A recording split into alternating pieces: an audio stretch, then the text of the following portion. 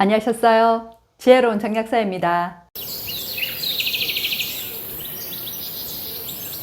병원에서는 아무 이상이 없다고 하는데 너무 힘들고 피곤하고 또 기운도 없는 분들 아주 많습니다.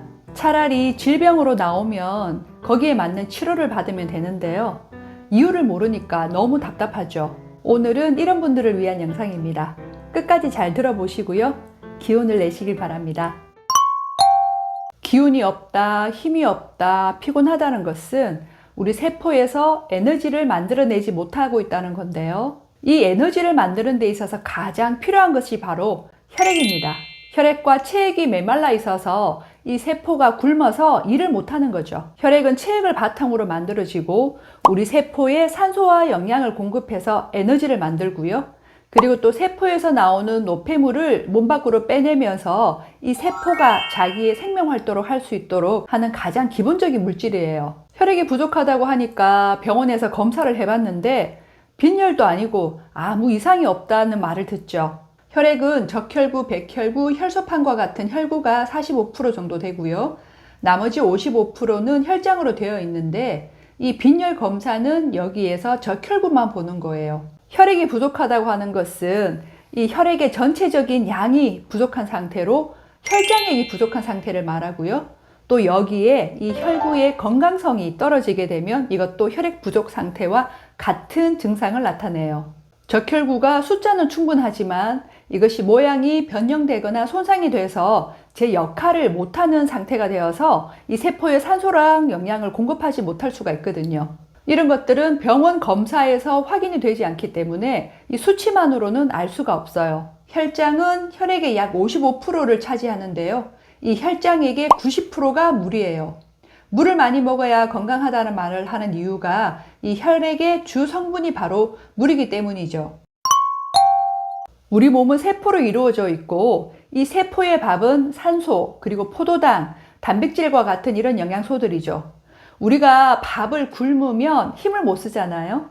이 세포도 이런 영양소들이 들어오지 못하면 힘을 못 써서 에너지를 못 만들어냅니다. 이 혈액 중에서 혈장액이 이 영양소들을 세포로 전달하는 역할을 해요.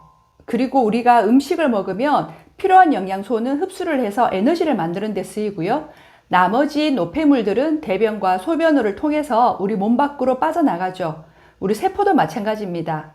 이것이 못 나가고 몸 안에 쌓여버리면 독이 되고 병이 되잖아요. 세포도 산소나 포도당이나 단백질과 같은 영양소들을 잘 이용을 해서 에너지를 만들고요.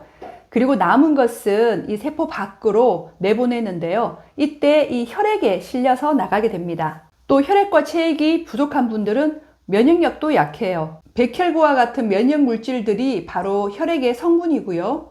또 이것들은 혈장액을 타고 필요한 곳으로 이동을 해서 역할을 하게 되죠. 보통 면역력이 약한 분들은 이 혈장액도 적지만 백혈구와 적혈구 같은 이런 혈구들이 대부분 경계 수치에 있는 분들이 많으세요. 그래서 혈액이 부족하게 되면 면역력도 떨어지게 되죠. 그러면 이 혈액을 채우려면 어떻게 해야 될까요? 먼저 이 혈액의 원료가 충분해야겠죠. 혈액의 절반 이상을 차지하는 이 혈장의 90%가 바로 물입니다. 그래서 물을 많이 마셔야 하는데요.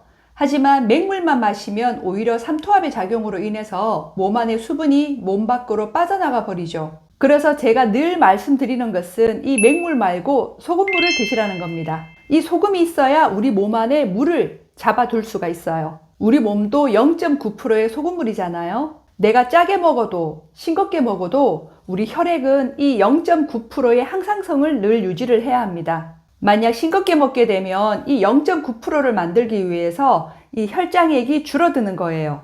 이 0.9%가 잘 유지가 되어야지 적혈구도 백혈구도 자기의 기능을 제대로 수행을 할 수가 있습니다. 소금물을 마시라고 하면 음식을 짜게 먹는 거로 생각하시는 분들이 꽤 많으세요. 짜게 먹으라는 것이 아니라 내가 물을 많이 먹는 만큼 소금도 그에 맞게 충분하게 드시라는 말씀입니다. 그래서 소금물을 먹는 것과 음식을 짜게 먹는 것은 전혀 다른 거니까요. 오해가 없으시길 바랍니다. 이 소금물을 적당하게 먹는 것이 어렵다고들 많이 이야기를 하시는데요.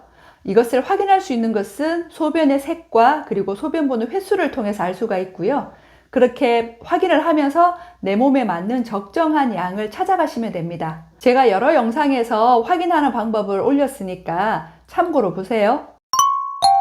혈액의 양을 늘리는데 소금만큼 필요한 것은 단백질이에요. 그런데 대부분 혈액이 부족하신 분들이 소화액도 부족하기 때문에 소화를 잘 못 시키죠. 특히나 단백질을 잘 못 드시기 때문에 이 몸 안에 단백질이 많이 부족하게 되는데요. 이 단백질도 충분해야 혈액이 잘 채워지기 때문에 저는 이런 분들에게는 소화 효소를 꼭 같이 드립니다. 우리 몸 안에 있는 효소는 일정량이 있어서 먼저 소화 효소로 쓰이고요. 그리고 남는 것이 대사 효소로 쓰이게 돼요. 그래서 외부에서 소화 효소를 공급을 해주면 이 대사 활동에 쓰일 수 있는 효소가 충분하기 때문에 대사 활동이 잘 일어나서 에너지를 잘 만들 수가 있겠죠. 나이가 들수록 효소는 점점 더 줄어들고요. 또 혈액도 점점 메마르기 때문에 이 효소는 혈액이 부족하신 분들에게는 꼭 필요한 영양소입니다. 이렇게 혈장액을 충분히 만들어주면서 손상되고 변형된 이 적혈구를 건강한 상태로 만들어줘야 하는데요. 이 헤모글로빈 수치는 정상이더라도 이것이 변형이나 손상이 되어서 제 역할을 하지 못하게 되면 이스나마나한 존재가 되죠. 이것을 빨리 건강한 상태로 만들어주는 것이 햄철을 비롯해서 우리 몸에서 조혈작용을 도와주는 그런 원료들을 함유하고 있는 조혈영양제입니다. 조혈영양제는 빈혈에 먹는 단순한 철분제가 아니고요. 우리 몸 안에서 혈액이 잘 생성되도록 도와주기도 하면서 이 낡고 병들어 있는 적혈구를 가장 건강한 상태로 빨리 바꿔줄 수 있는 영양제입니다. 그래서 조혈영양제는 빈혈뿐만 아니라 혈액 부족에 있어서 나타나는 모든 증상에 가장 기본적으로 쓰게 되는 거죠.